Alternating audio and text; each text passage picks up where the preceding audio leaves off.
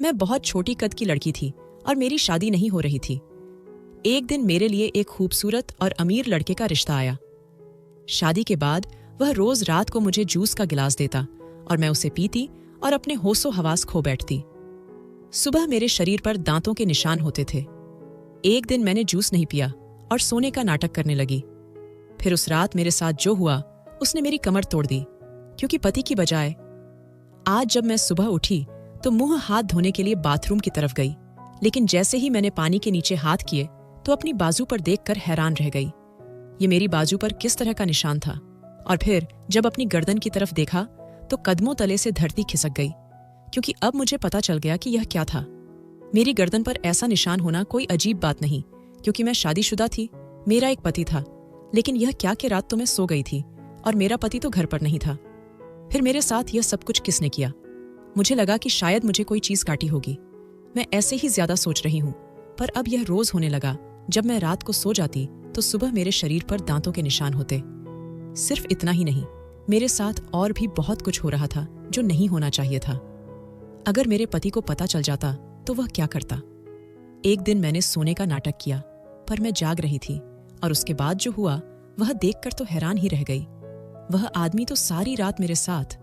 कभी कभी मैं सोचती थी कि भगवान ने मेरे साथ बहुत अन्याय किया है। मैं दिखने में बहुत सुंदर थी, लेकिन मेरा कद बहुत छोटा था, इसीलिए मेरे लिए कोई भी अच्छा रिश्ता नहीं आता था। लोग मुझे देखकर मजाक बनाते और कहते थे कि इसको साथ ले गए तो इसके लिए तो एक सीढ़ी भी लेनी पड़ेगी, वरना यह अपने पति तक कैसे पहुंचेगी। घर की सारी चीजें को नीचे रखना पड़ेगा। इसका पति इसके साथ जब बाहर निकलेगा तो यह उसकी पत्नी कम और उसकी बेटी ज्यादा लगेगी। लोग तो ऐसी बातें करके चले जाते थे, लेकिन मेरे दिल पर क्या गुजरती थी मैं ही जानती थी। मेरे माता पिता भी बहुत बीमार रहते थे और कहते थे कि जल्दी जल्दी तेरी शादी करवाना चाहते हैं ताकि तू अपने घर की हो जाए, लेकिन रिश्ते नहीं आते थे, और जो आते थे वह इस तरह की बातें करके चले जाते थे। एक दिन रिश्ते वाली आंटी ने कहा कि एक लड़का है, बड़ा अमीर है, उसका अपना घर भी है। मेरे पापा ने पहले ही कह दिया कि जब अमीर है और अपना घर है तो हमारी बेटी से शादी क्यों करेगा। वह कहने लगी कि क्यों आपकी बेटी से कोई शादी करेगा जिसके पास कुछ नहीं होगा। तो उन्होंने कहा कि आजकल तो लोग भर भर के दहेज मांगते हैं और हमारे पास बेटी देने के अलावा और कुछ नहीं है, और बेटी का भी कद इतना छोटा है। उस औरत ने कहा कि आप एक दफा लड़के को देख लो, उसकी माँ और लड़का आएंगे। अगर उन्हें आपकी बेटी पसंद आ गई तो ठीक, नहीं तो इसके बाद फिर एक और रास्ता है, वह अपनाना पड़ेगा। मेरे पापा ने कहा कि कौन सा रास्ता? तो वह कहने लगी कि किसी ऐसे पुरुष से इसकी शादी करनी पड़ेगी जो पहले से ही बीवी वाला होगा, लेकिन इसको भी रीति रिवाज के हिसाब से अपने साथ रख लेगा। मेरे पापा ने कहा कि नहीं नहीं, यह तो पाप है। तो वह कहने लगी कि फिर इसके अलावा तो मेरे पास कोई रास्ता नहीं है। आपके घर में 15 रिश्ते भेज चुकी हूं, बड़ी मुश्किल होती है यह सब करने में। मेरे पापा चुप हो गए और उसको कहा कि ठीक है, उन लोगों को भेज देना। मैं दरवाजे के पीछे खड़ी ये सब कुछ सुन रही थी और दिल में प्रार्थना कर रही थी कि आज कोई चमत्कार हो जाए और यह लड़का मुझे पसंद कर ले। लेकिन जिस तरह से बताया जा रहा था कि लड़का बहुत अच्छा है, तो पसंद करने के चांस बिल्कुल भी जीरो थे। मैं तैयार हो गई और शाम को वो लोग आए। मैंने जब छुपके से उस लड़के को देखा तो अपनी अम्मा से कह दिया कि मैं सामने नहीं जाऊंगी, क्योंकि यह लड़का तो बहुत खूबसूरत है और मुझे देखकर ये लोग सीधा इनकार कर देंगे। मैं और दुख दर्द नहीं ले सकती हूँ।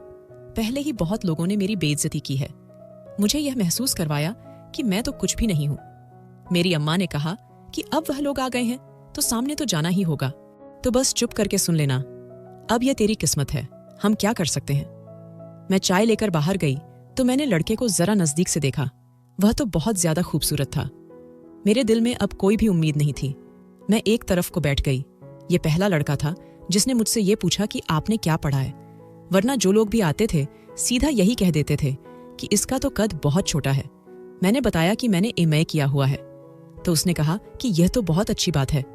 उसके बाद उसकी माँ कुछ अजीब सी बातें करने लगी। बातें तो वह ठीक कर रही थी, लेकिन मुझे अजीब लग रही थी। उसने कहा कि शादी के बाद मैंने तो अपने भाई के घर चला जाना है, वह बाहर के मुल्क में रहता है, कुछ दिन वहां रहूंगी। वह मुझे बहुत समय से बुला रहा है, लेकिन मैंने सोचा कि पहले बेटे की शादी कर दूं, फिर जाऊं। तो घर में सिर्फ आपकी बेटी और मेरा बेटा ही होंगे। आपकी बेटी को खाना बनाना तो आता है ना, और घर को संभालना वगैरह। तो मेरी मम्मी ने कहा कि हाँ हाँ, इसे सब कुछ बनाना आता है, यह तो पूरा घर संभाल सकती है। वो तो ऐसे कह रही थी कि जैसे शादी पक्की हो गई है और वह शादी के बाद की बातें कर रही थी। थोड़ी देर बाद उन्होंने अपने बेटे को कहा कि वीर, आप पूनम के साथ थोड़ी देर बात कर लो।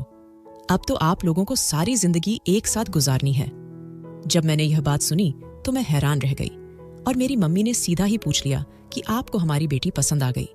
तो उन्होंने कहा कि हाँ जी, हमको आपकी बेटी पसंद आ गई है और हम 1 हफ्ते में ही शादी करना चाहते हैं। क्या बताऊं, लोगों ने हमें इतना तंग किया था कि यह खबर सुनकर हम उनके सामने ही खुशी से रोने लगे।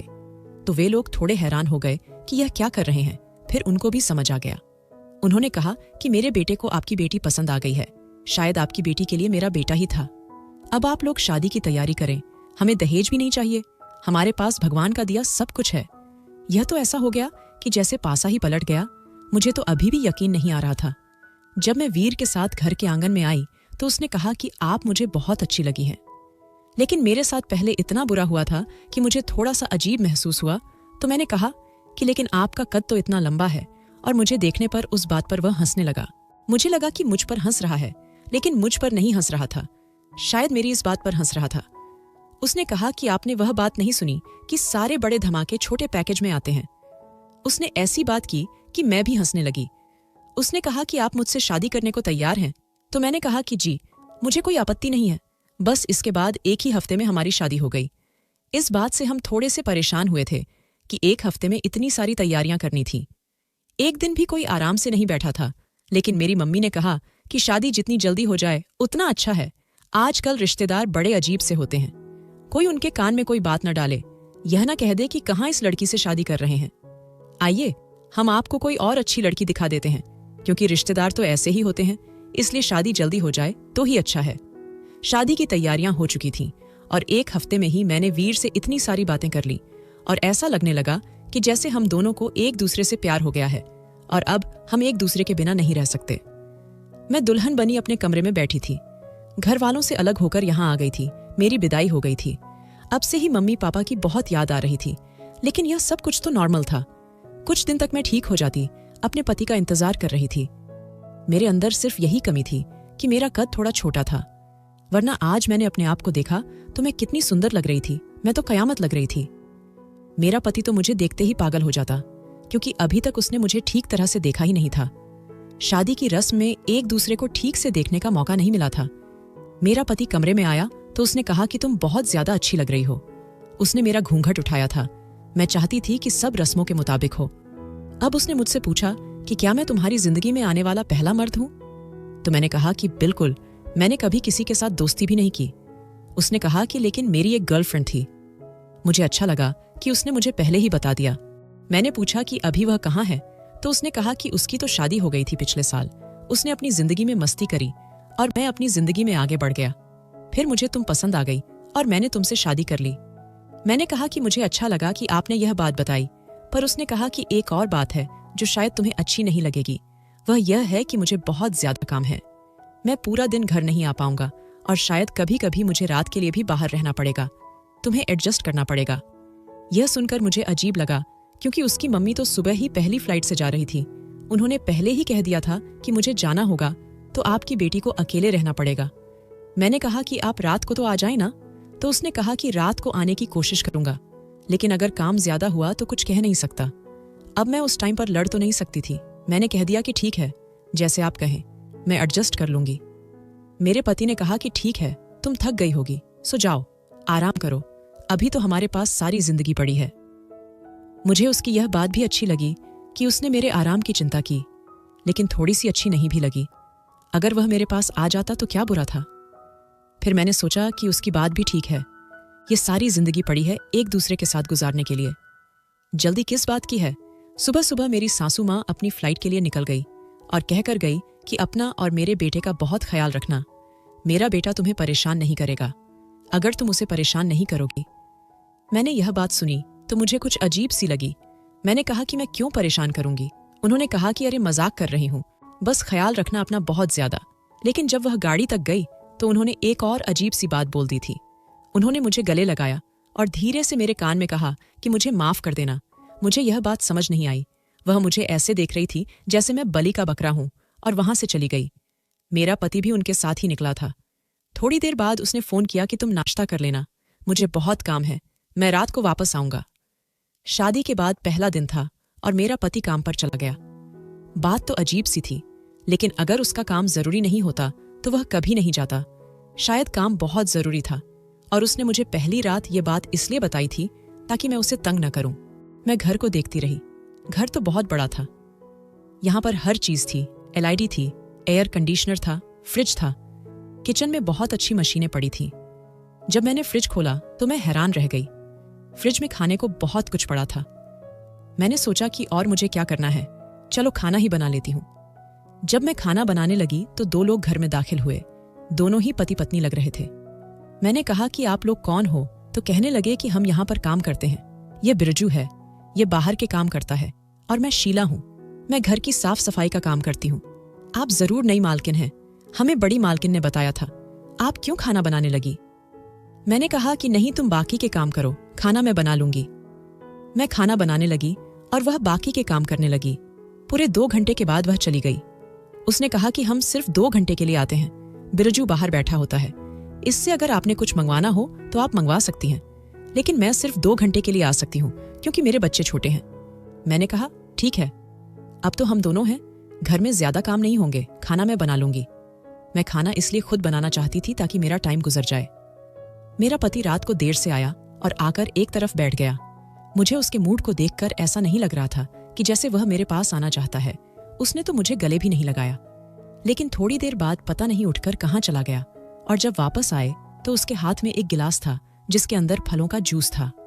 मुझे लगा कि शायद उसने अपने लिए बनाया है, तो मैंने कहा कि आर्य, आप मुझे कह देते, मैं आपके लिए बना देती, मैं हूं ना। तो उसने कहा कि अपने लिए नहीं बनाया, मैंने तुम्हारे लिए बनाया। पूरा दिन तुमने अकेले गुजारा, मेरा इंतजार किया और इतना अच्छा खाना बनाया, इसलिए मैं तुम्हारे लिए यह जूस अपने हाथों से बनाकर लाया हूं और तुम्हें मेरे सामने बैठकर पीना होगा। मैंने जब यह देखा तो मुझे बहुत अच्छा लगा, क्योंकि पूरा दिन मैं यही सोचती रही थी कि मेरे पति को मेरा ख्याल नहीं है। उसने मुझे ऑफिस से फोन भी नहीं किया, लेकिन अगर उसे ख्याल नहीं होता तो वह क्यों अपने हाथों से मेरे लिए जूस बनाकर लाता। मैंने वह जूस पिया और थोड़ी देर बाद ही मुझे नींद आने लगी। मैंने कहा कि आज तो मैं बहुत थक गई हूँ। उसने कहा कि ज्यादा काम नहीं करो और मेरा सर अपनी गोद में रखकर मेरा सर दबाने लगा। मुझे उसकी यह हरकत बहुत अच्छी लगी। वह तो मेरा बहुत ख्याल कर रहा था, इतना ख्याल तो मेरा किसी ने भी नहीं किया था। बस उसकी आंखों में देखते हुए मैं कब सो गई मुझे पता ही नहीं चला। लेकिन जब सुबह हुई तो खुद को शीशे में देखा तो हैरान रह गई। मेरी गर्दन और बाजू पर दांतों के निशान थे। मैंने कहा कि यह सब कब हुआ? मैं तो सो गई थी, तो फिर मेरे साथ यह सब कुछ किसने किया? मैं अपने पति के लिए नाश्ता बना रही थी तो मैंने उसे दिखाया। मैंने कहा कि देखो यह क्या हुआ। उसने कहा कि हाँ, यह क्या हुआ? मैंने कहा कि पता नहीं, लगता है मुझे कोई चीज काटी गई। उसने कहा कि घर में तो ऐसी कोई चीज नहीं है, आज शिला आएगी तो उसे कहना कि घर की अच्छी से सफाई करें, लगता है घर में कोई कीड़ा मकोड़ा है। मैं भी यही सोच रही थी कि मुझे कोई चीज काटी है, लेकिन अगले दिन भी यही हुआ कि मेरे पति ने मुझे फिर से जूस बनाकर पिलाया और मैं सो गई। लेकिन जब सुबह उठी तो इस दफा मेरी गर्दन पर निशान थे, और निशान कुछ अजीब से थे। मुझे मेरी एक दोस्त की वीडियो कॉल आई। अभी मैं निशानों को ही देख रही थी। उसने मुझे देखा और मुझसे न कोई हाल पूछा, न नमस्ते कहा, सीधा ही बोलने लगी, ओहो, तेरी जिंदगी तो बड़ी अच्छी जा रही है।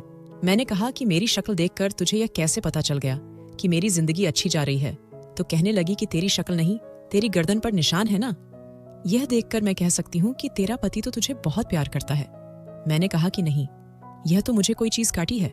उसने कहा, पागल, किस चीज ने नहीं काटा है तुझे? तुझे नहीं पता इसको क्या कहते हैं? तेरी तो शादी हो गई है, अब तो यह हरकतें छोड़ दे। देखने में तो छोटी बच्ची लगती है, लेकिन बातें तो बच्चों वाली नहीं किया कर। मैंने कहा कि क्या मतलब? तो उसने कहा कि यार, यह लव बाइट है। लव बाइट और पति पत्नी में लव बाइट एक आम सी बात होती है, तुझे नहीं पता क्यों? ये तेरे पति ने नहीं किया तो फिर किसने किया है? मैंने कहा कि नहीं यार, मैं सो रही थी, सुबह उठी तो मेरी गर्दन पर यह निशान था। 2-3 दिन हो गए मेरे साथ ऐसे ही हो रहा है। मुझे लगता है मुझे कोई एलर्जी हो गई है। मैं तो अभी अपने पति से करीब ही नहीं गई। उसने कहा कि तू उसके करीब नहीं गई है, वह तेरे करीब नहीं आया। मैंने कहा कि एक ही बात है, बस वह आजकल बहुत बिजी है। तो मेरी दोस्त ने मुझे कहा कि यह बात तो अच्छी नहीं है, अब तुम दोनों की शादी हो गई है। तो मैंने कहा कि उसने मुझे पहली रात ही बता दिया था कि कुछ दिन मुझे एडजस्ट करना पड़ेगा, इसलिए मैंने भी बात नहीं की। काम ज्यादा होगा, और फिर अगर जरूरी नहीं होता तो मुझे थोड़ी ही छोड़ोता। आखिर मैं उसकी पत्नी हूं। कहने लगी कि रात को तो घर आता है ना तेरा पति। मैंने कहा कि हाँ, रात को तो आ जाता है। तो उसने कहा, तो फिर पूरी रात क्या करते रहते हो तुम लोग, सो जाते हो? मैंने कहा कि मुझे नींद आ जाती है। उसने अपना सर पकड़ लिया और कहा कि यह सोने का टाइम थोड़ी है, सारी जिंदगी पड़ी है, बाद में सो जाना। तू तो पूरी की पूरी पागल ही है। अच्छा चल, मैं तेरे घर आती हूं, फिर मैं उससे बात करूंगी। मैं खुश हो गई। मैंने कहा कि हाँ, मैं पूरा दिन अकेली होती हूं तो जरूर आ जाना। लेकिन कल जब मेरी दोस्त आई तो एक बड़ी अजीब हरकत हुई कि बिरजू ने उसे दरवाजे से ही वापस भेज दिया। मैंने कहा कि ऐसा क्यों किया तुमने? वह मेरी दोस्त थी, मेहमान थी, वह क्या सोचती होगी? तो कहने लगा कि बड़े साहब ने कहा है कि घर में किसी भी बाहर के बंदे को दाखिल नहीं होने देना चाहिए, वह कोई भी हो, चाहे वह आपके माता पिता ही क्यों ना हो। मैंने कहा कि साहब ने ऐसे कहा है तुम्हें, या तुम अपने पास से बातें बनाते हो? साहब क्यों ऐसे कहेंगे? और मेरे माता पिता तो उनके संबंधी हैं, तो वह उनके बारे में ऐसी बात क्यों कहेंगे? बिरजू ने कहा कि बीबी जी, हम तो नौकर हैं, हुक्म के गुलाम हैं। मैंने तो वही किया है जो मुझे बड़े साहब ने कहा है। वह लड़की आपकी दोस्त थी, मुझे पता है, और वह भी बहुत गुस्सा कर रही थी। बार बार कह रही थी कि मैं तो दोस्त हूं, लेकिन देखिए, मुझे जो कहा गया मैंने तो वही किया। मुझे बड़ा अजीब लगा।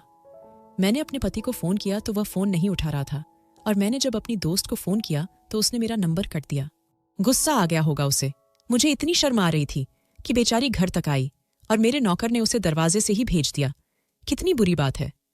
रात को फिर मेरे पति ने मेरे लिए जूस बनाया। आज मैं पहले से गुस्से में बैठी थी। मैंने उससे पूछना था कि उसने नौकर को ऐसी बात क्यों कही है, लेकिन वह मेरे लिए जूस बनाकर लाया। मेरे सर दबाने लगा तो मैं सब कुछ भूल गई। पति की सेवा करना मेरा धर्म था, लेकिन वह मेरी सेवा करने लगता। कहता था कि पूरा दिन तुम अकेली होती हो। मुझे बहुत बुरा लगता है।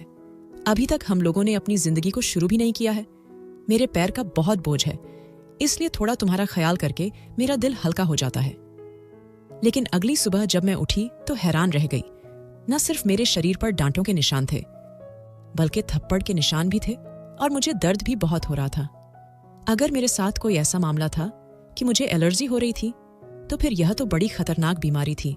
लेकिन सिर्फ इतना ही नहीं, मेरी टांगों में भी बहुत ज्यादा दर्द था, और मेरी कमर में भी। मैंने अपने पति से कहा कि मुझे डॉक्टर के पास जाना है। मेरी तबीयत आजकल बड़ी खराब रहने लगी है। मेरी टांगों में दर्द है तो मुझे अजीब सी बीमारी हो रही है। तो उसने मेरी बात सुन ली, लेकिन जवाब ही नहीं दिया। वह कोई जवाब तो देता है। इंसान कुछ तो बोलता है कि हाँ चलेंगे या नहीं चलेंगे, ये क्या हुआ, कैसे हुआ।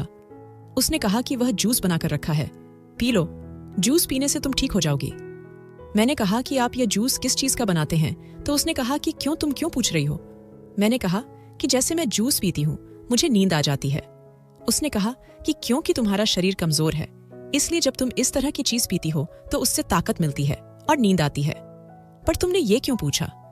मैंने कहा कि मैं इसलिए पूछ रही थी कि इसके अंदर कोई ऐसी चीज तो नहीं है जिसकी वजह से मुझे एलर्जी हो रही हो। उसने कहा कि नहीं, इसमें ताजा फल होते हैं और कुछ भी नहीं होता। मुझे उसका जायका समझ नहीं आता था। कभी लगता था केले का जूस है, कभी लगता था सेब डाले हुए हैं। और मेरा पति मुझे यह जूस पिलाए बिना रहता नहीं था।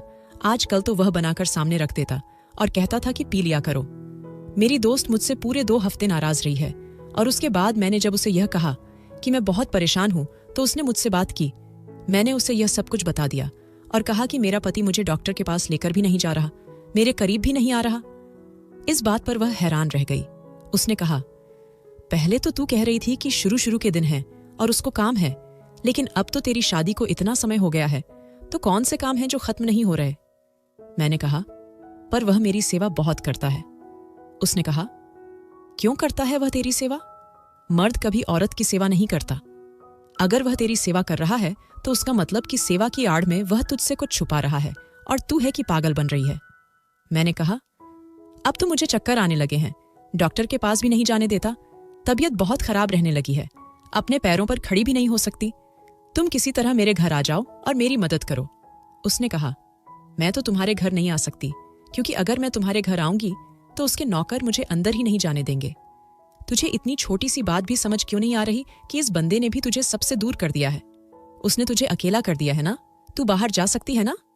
वह तुझे डॉक्टर के पास ले जा रहा है, ना खुद तेरे पास आ रहा है, बस तुझे घर में रखा हुआ है और रात को अगर तेरी थोड़ी सी सेवा कर देता है तो तू पागलों की तरह खुश हो जाती है। तू अपनी पूरी की पूरी रूटीन बदल डाल। जो भी पूरे दिन में करती है वह तुम्हें नहीं करना, बल्कि उससे उल्टा करना है। फिर देख क्या फर्क पड़ता है। मैंने कहा कि हाँ, उसने मेरी एक रूटीन बना रखी है। मैं उस रूटीन को खत्म करूंगी और फिर देखूंगी कि क्या होता है। मैंने अपने दोस्त के सामने दिल भर के आंसू तो बहा लिए, पर उसने कहा कि तू क्या सारी जिंदगी रोती रहेगी। मैंने अपनी रूटीन बदल दी। मैं रोज उसके लिए खाना बनाती थी। आज मैंने नहीं बनाया। जब वह घर आया तो उसने कहा कि खाना नहीं बना, तो मैंने कहा आज मेरी तबीयत खराब थी, इसलिए मैंने खाना नहीं बनाया। तो कहने लगा कि अब खाना लेने के लिए मुझे बाहर जाना पड़ेगा, क्योंकि बिरजू भी शाम को चला जाता था। मैंने कहा कि देख लो, अगर आपको भूख लगी है तो मुझे तो बिल्कुल भूख नहीं है। उसने खाना ऑन ऑर्डर कर लिया। मैंने अपनी दोस्त के कहने पर रूटीन बदली। पहली ये है कि मैंने खाना नहीं बनाया, दूसरी यह कि आज मैं उसके पास नहीं बैठी, और तीसरी यह कि वह मेरे लिए जो जूस बनाया करता था आज मैंने वह नहीं पीना था, क्योंकि वह एक दिन भी देरी नहीं करता था। लेकिन मैंने उसे यह बात नहीं बताई थी कि मैं रूटीन के खिलाफ जा रही हूं। मुझे कोई ना कोई बहाना करना था। इसलिए जब उसने खाना नहीं खाया तो कोई बात नहीं, पर मैंने तुम्हारे लिए जूस लिया है। मैंने कहा अच्छा, और उसके सामने गिलास को अपने होठों से भी लगा लिया। लेकिन उसके बाद बड़े तरीके से मैंने वह जूस वॉश बेसिन में गिरा दिया और खाली गिलास उसके सामने रख दिया। उसने पूछा कि पी लिया? मैंने कहा हाँ, पी लिया, बहुत अच्छा बना था। उसने कहा मेरे पास आकर बैठो। तो मैं उसके पास बैठ गई और फिर थोड़ी देर बातें करने के बाद वह मुझे अजीब नजरों से देखने लगा। मैंने पूछा कि क्या बात है, तो कहने लगा नींद नहीं आ रही। मैंने कहा हाँ, आज नींद नहीं आ रही है। इस बात पर उससे ज्यादा मैं हैरान थी, क्योंकि आज मुझे वह अजीब सी नींद नहीं आ रही थी जो रोज आया करती थी। इसका मतलब कि बात कुछ और थी। मेरे दिमाग में सब कुछ एक जगह पर आ रहा था। मुझे समझ आ रहा था कि मैंने क्या करना है। मैं नाटक करने लगी कि मुझे नींद आ रही है और मैंने कह दिया कि मैं सोने जा रही हूं। उसने कहा हाँ हाँ, ठीक है, अच्छी बात है, तुम्हें नींद आ रही है, तुम सो जाओ, आराम करो। आज तुम्हारी तबीयत खराब थी, तुमने खाना भी नहीं बनाया, लेकिन कल तक तुम बिल्कुल ठीक हो जाओगी। मैंने कहा आप कहाँ जा रहे हैं? तो कहने लगा मैं कहीं नहीं जा रहा, बस बाथरूम तक जा रहा हूं, अभी आ जाऊंगा और मैं भी आकर तुम्हारे पास सो जाऊंगा। जब तक वह वापस आया मैं सोने का नाटक कर रही थी, जबकि मैं जाग रही थी। मुझे समझ आ रही थी कि आज मुझे नींद क्यों नहीं आ रही थी, क्योंकि हमेशा मेरे लिए मेरा पति ही जूस बनाता था और बहुत जिद करता था कि यह जूस तुम्हें जरूर पीना है। इसका मतलब कि उसने जूस के अंदर जरूर नींद की दवाई मिलाई थी, तभी तो आज न पीने की वजह से मुझे नींद नहीं आ रही थी। लेकिन वह मुझे बेहोश करके मेरे साथ क्या करता था। थोड़ी देर के बाद किसी को फोन करने लगा और कहने लगा कि आजा यार, मैं तो कब से तेरा इंतजार कर रहा हूं। मैं यह सुनकर हैरान रह गई कि रात इस समय यह किसको फोन कर रहा है और घर पर बुला रहा है।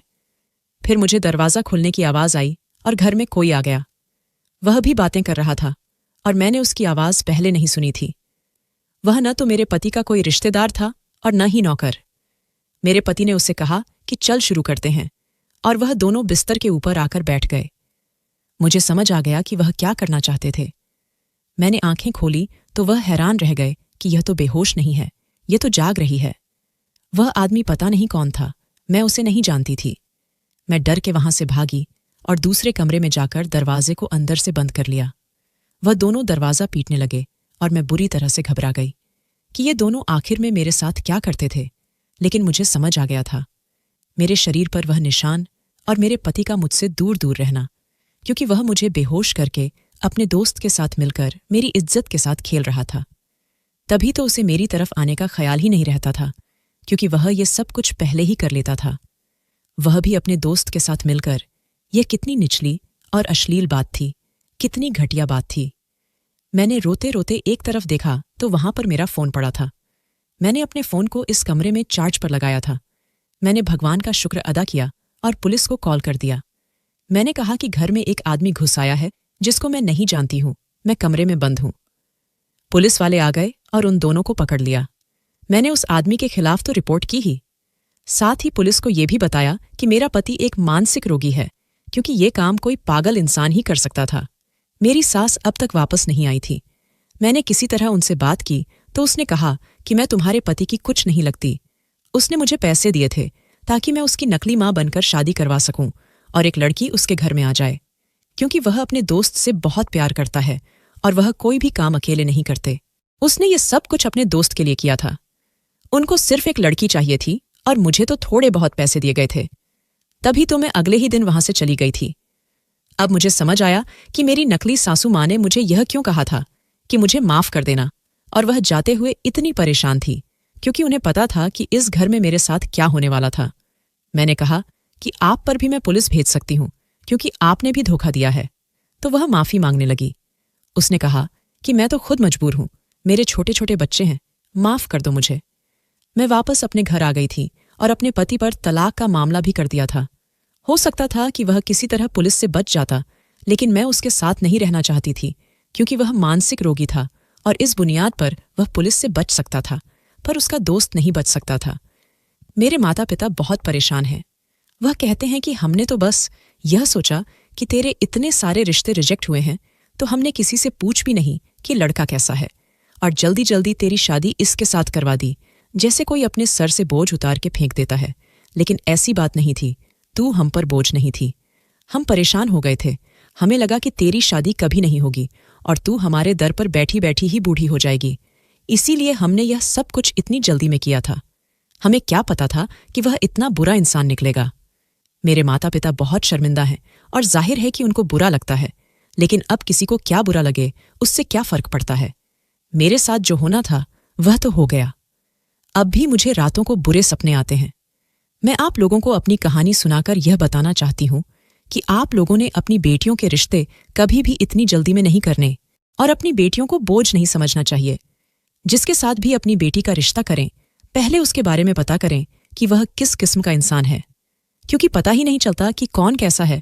जो गलती मेरे माता पिता ने की, वह गलती आप लोग कभी भी अपने बच्चों के लिए नहीं करना चाहिए। इंसान बड़ी मुश्किल से बच्चों को पालता है और गलत इंसान के साथ अगर उनका रिश्ता कर दे तो उनकी सारी जिंदगी बर्बाद हो जाती है। फिर वह इंसान कभी भी पहले जैसा नहीं रहता। आप लोग बताएं कि मैंने सही किया या गलत। क्या मुझे अपने पति के साथ ही रहना चाहिए था? यह समाज मेरे खिलाफ बातें करता है, मुझे ही बुरा कहता है, लेकिन आप लोग बताएं कि क्या गलती मेरी थी। मैंने तो इतना सब सहन किया। मैं तो खुश थी कि मेरा पति इतना अच्छा और खूबसूरत है, मुझसे प्यार करता है, मेरी सेवा करता है, लेकिन उसकी सेवा के पीछे यह सब कुछ था जो मैं आज भी सोचती हूं तो परेशान हो जाती हूं। दोस्तों, वीडियो कैसा लगा? कमेंट करके जरूर बताएं। वीडियो को लाइक और चैनल का सब्सक्राइब जरूर कर देना।